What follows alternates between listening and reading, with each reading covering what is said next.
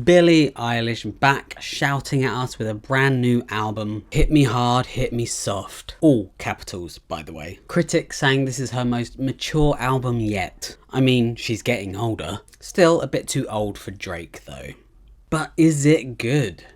Kind of. Yeah. So look below if you want to know. If not, stay till the end. Hello and welcome back. You're with me, AC Snap. Billie Eilish, who emerged from her bedroom to take over the world, it seemed, with her whispery voice and her spooky stares. In the debut album, When We Fall Asleep, Where Do We Go? Imagine a bored teen who decided to write songs about her nightmares, and then accidentally becoming a global sensation. Of course, all possible with the help of brother Phineas, a bit of a dynamic duo creating hit songs in their bedroom, proving you don't really need a good setup to make good songs. Saying that though, a lot of the stuff they used wasn't the cheapest in the toolbox, but hey ho, it's not a professional studio. Creating a unique dark sound with her sweet vocals makes for a really unique sound altogether, and an interesting album. Following this, her second album, Happier Than Ever, which fell slightly flatter than her previous album, but still having that Phineas and Billie flair, with really interesting production techniques and musical influences. Her songs cover themes of sadness, lust, love, everything in between that make you want to cry and question your life choices. In summary, Billie Eilish makes music that makes existential dread sound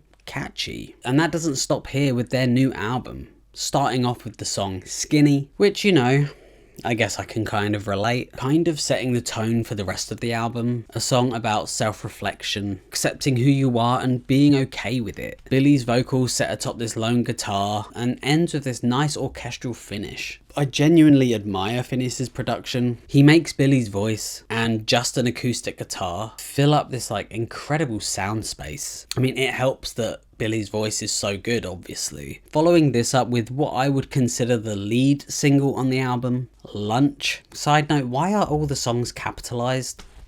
This song having that Phineas beat and this really odd like human snare that kind of sounds like alongside this really nice bass, pop rock as it is, and this guitar that comes in every now and then. Production is obviously great as ever. The thing I love about Phineas is he loves doing what I love hearing, and that's adding these little pockets of flavour, things that happen throughout the song that make listening worthwhile. Without it, it might not have that slight edge, so I do appreciate it when I hear it. With lyrics about fancying a girl and, you know, you want to eat them for lunch, and with Billie coming out and, you know, showing more of an understanding about her feelings, etc. And this makes for an interesting song, of course. And the last part of the song or so is like my favourite bit, with this like bass and this shaker together and Billie's voice. They're just like, it's like really kind of heavy, which I kind of wish like the whole song sounded like that, unfortunately. Not that the song's bad, I just thought that bit was better. There's always something about bass with Phineas and Billie's songs. You hear this throughout the album. Even on the next song, Chihiro, super elasticy bass. Really nice vocals, but instrumentally quite safe, unfortunately. Though I really like this synth arpeggiator that you hear throughout the background. Again, great production, and again, something Phineas does really well is synths. For example, in Bittersuite, it starts with these really bright, grainy lead synths and then follows into this downbeat groove that I really enjoyed. And then partway through, it switches to this like kalimba setting on your 80s Casio keyboard. I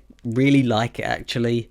Other goods happen around the middle of the album with Birds of a Feather and Wildflower. Birds of a Feather again having these great synths with this nice summery loop and these really tight drums. All of this and Billie's vocal harmonies working really well together, and this works well with the theme of being in love, which is what the song's about. And for some reason I have no idea why it reminds me, but it really reminds me of Fern Gully. Don't know. Then right after this you have Wildflower, an acoustic singer-songwriter in the vein of a ballad. It gets really moody and dramatic near the end. This energy is then passed on to the next song with the acoustic guitar and Billie's breathy vocals, singing about a relationship and putting way too much effort into it to not know where you stand or if you're even going anywhere. And this song then follows thematically to the next with a breakup song, L'amour de ma vie, which translates to Love of My Life, which sees Billie's vocals coming across more smoky and open, kind of piercing, but in a good way. I want to say they sound way more confident in this song, which works regarding the theme of saying you've had enough and breaking up, and having that courage to end a relationship. Partway through, the voice starts to change, the vibe gets a bit weird, and you're met with this like hyper pop energy and these really cool vocal effects that Billie's got. The tempo kicks up, and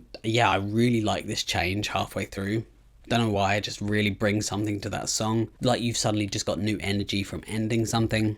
Yeah, I like it. From here though, you have Diner, which kind of falls short compared to the other songs in terms of vocals sounding really washed out and almost inaudible. I really like the bass, but the rest feels kind of just uninspired. Then we come to the end of the album with the song Blue, feeling very much like a Lana Del Rey song. Quite murky, but there's really nice atmosphere and ambience. Really love how the bass guitar is mixed here. It really cuts through this huge wall of reverb, giving you like a space to sit and listen to everything else, rather than feeling like the song is just floating everywhere and you have no idea where to focus. Again, partway through we suddenly get like a change, feeling like you're emerging from this sea of reverb and you're introduced to this really nice bass and this really nice sound design, like with the sound effects in the background alongside Billie's pitched down vocals. The darkness is kind of broken up with these intermittent bell sounds, ending in this flourish of like violins. There's a lot of great moments in this song, and I think it's a really strong song to end the album on. All in all, I really enjoyed this album. There is a lot to love about it. Some moments felt tired or uninspired, but those were few and far between. Perhaps they were just lacking the ambition of previous works. And yeah, the album does kind of have that maturity thing about it, and you know, that's great. That doesn't really make or break an album for me. The album is only 10 songs long, so perhaps like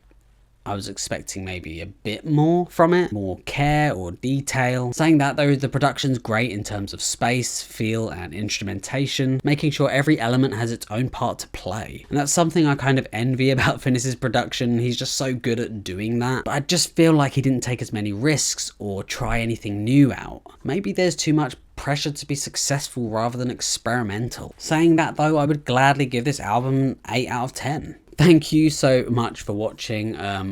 Let me know what you think. Did you listen to it? Did you enjoy it? Let me know below. And yeah, hopefully catch you on the next one. Thank you so much and goodbye.